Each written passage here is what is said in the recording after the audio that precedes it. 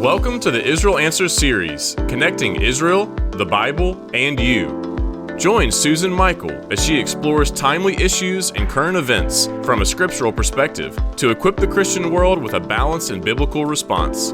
Be sure to subscribe for future episodes, which will ignite your faith and bring the Bible to life in your everyday world. Now, let's join Susan with your Israel Answers.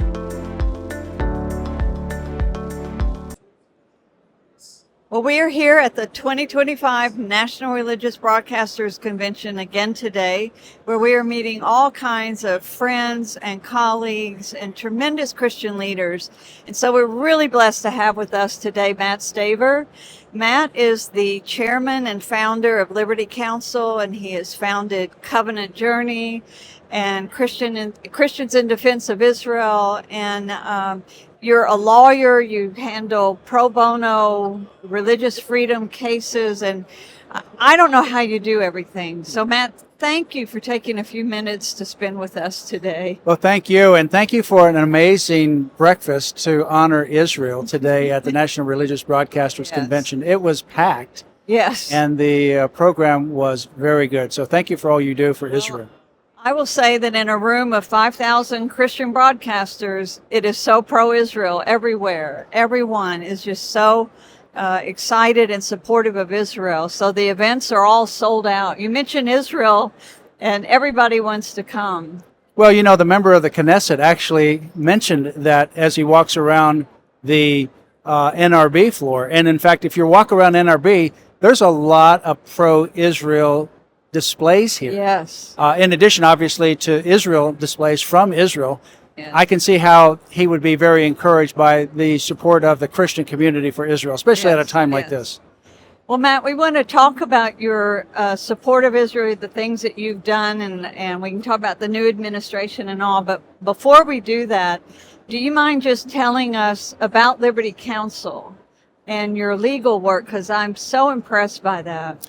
Well, Liberty Counsel, my wife and I founded it in 1989, and we're a religious liberty, pro-life, and then God's Design for Marriage and Family organization. And we advanced those three areas through litigation, through education, and through public policy. And we've been very successful in a lot of different litigation, creating new precedent that lasts for generations. We've got 37 wins at the United States Supreme Court that we either briefed or argued. Most recently, one of our wins was 9-0. That was a catalyst to overturn a very bad 51-year-old precedent from 1971. And literally that changes the landscape of religious freedom and other matters involving our Judeo-Christian values that will last for generations. So Liberty Counsel over the years, in addition to litigation, has birthed a number of organizations, and some organizations have become part of Liberty Counsel. So we now have, in addition to Liberty Counsel, about 8 or 9 different organizations, one of which that we birthed, it's a separate 501c3, it's Covenant Journey, and then another one that was an organization that we took over and we expanded it is Christians in Defense of Israel because of our love and support of Israel. You just said that you have had 37 cases before the Supreme Court. We've had 37 wins, actually, before the United States Supreme Court. That is just so amazing. So tell me, how did you get a passion for Israel, that you've done so much for Israel as well? Well, it was actually Duke Westover, who I went to Israel with for the very first time. From Liberty University. From Liberty University. He recently passed, but he had visited Israel more than 100 times. Most of those were with tour groups that he led or was a part of. So we went to Israel for the very first time. Certainly from reading the scriptures, I understood the place of Israel. But there's nothing like visiting Israel. It's unlike any other place in the world, as you well know. And you could visit a certain place, and you could say, oh, that's wonderful. You don't necessarily need to go back, or maybe you could go back. Israel draws you back.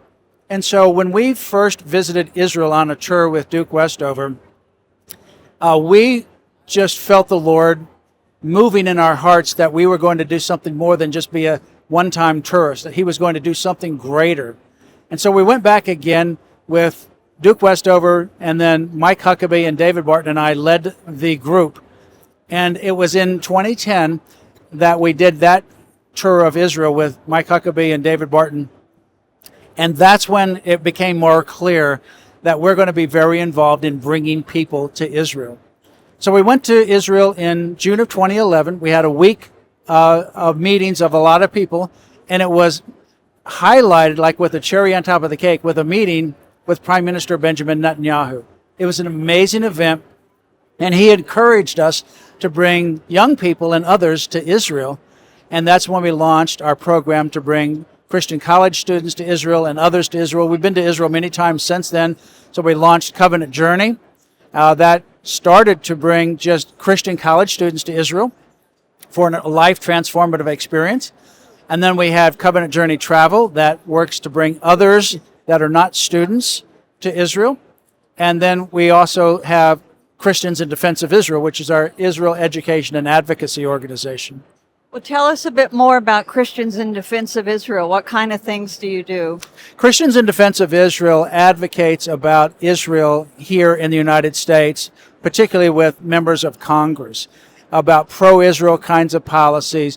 Some of the executive orders that came out, or the policies that came out in the Trump's first administration, now also in the second administration, we've been very strong advocates.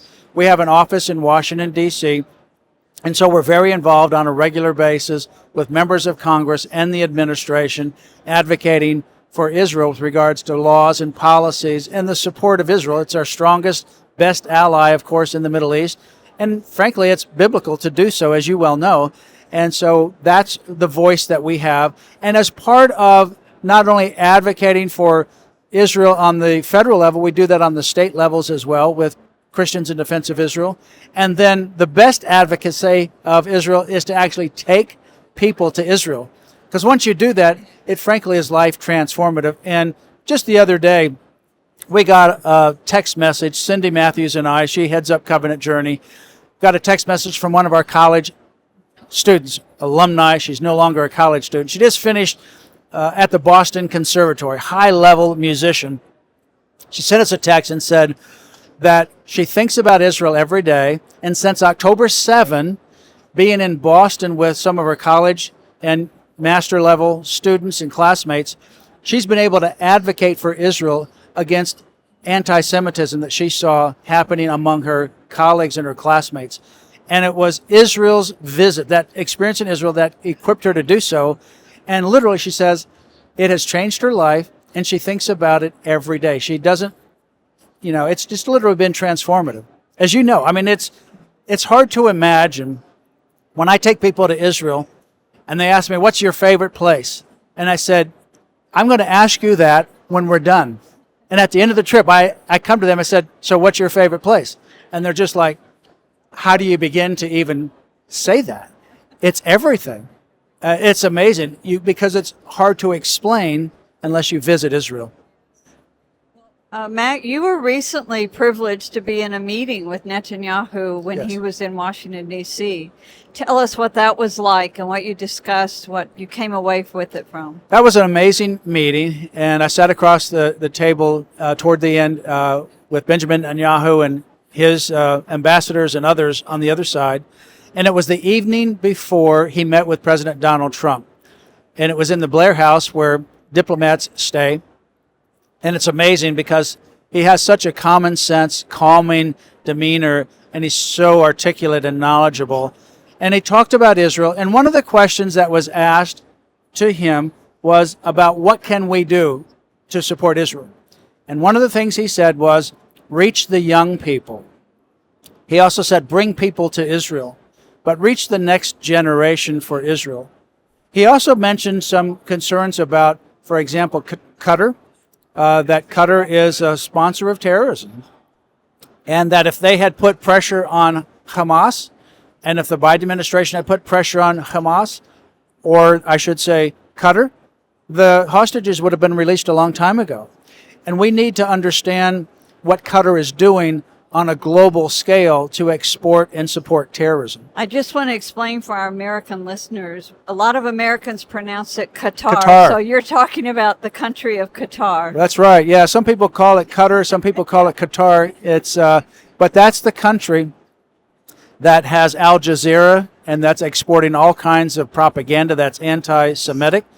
So he was very strong about that and hoped that in the United States we would take some action with regards to that. But he was very, very thankful, by the way, of the change of administrations. Usually they're very diplomatic, as you know, about who's in the White House. But now Joe Biden's not in the White House. He was free to be able to speak.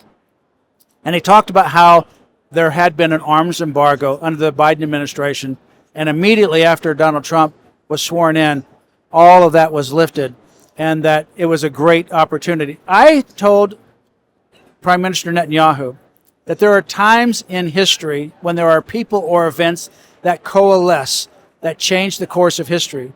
And with him being Prime Minister and Donald Trump being President of the United States, this is one of those times. And the events that will happen between Israel and the United States now will impact the future for generations to come. It's truly a historic moment that we're living in.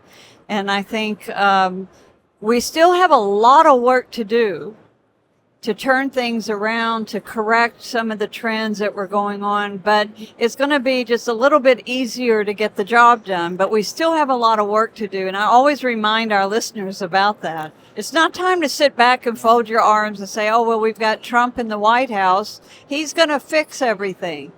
No, he's opened the door so we can begin fixing. We have the work to do. That's exactly right. I want to emphasize that because so many people think that Donald Trump's executive orders and he being in the White House, everything's fine. We can go on to other things. He's given us the ability to change for generations to come. It begins with him and the executive orders and his policies, but we have to back it up because in 2 years, for example, if he loses the House or Senate, he'll be lame duck. In 4 years, if someone else comes in like Joe Biden, everything will be erased. We've got an opportunity of unprecedented proportions, particularly with Israel, the Middle East, and terrorism, to be able to make significant generational changes. But if we just assume that Donald Trump is doing it all, we don't have to do anything, we will miss this amazing once-in-a-lifetime opportunity. That's absolutely right.